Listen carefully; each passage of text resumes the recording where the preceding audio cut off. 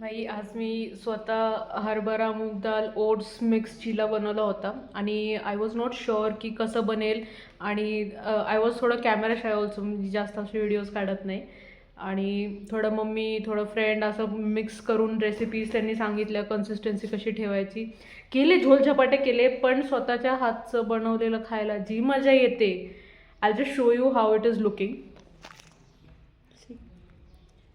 ठीक आहे, हे असं थोडं बहुत करपलं, थोडं असं बनलं, पण dam I just have it now.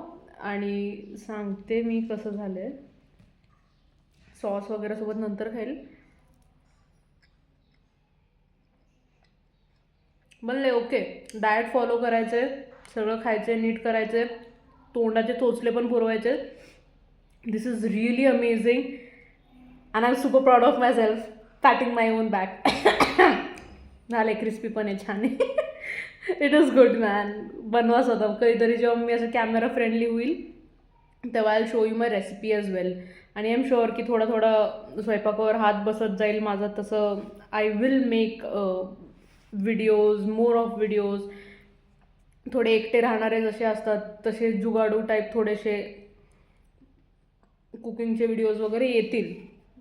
Let's see, just hope करा की माझा कॅमेरा कॉन्फिडन्स वाढेल. Okay, bye.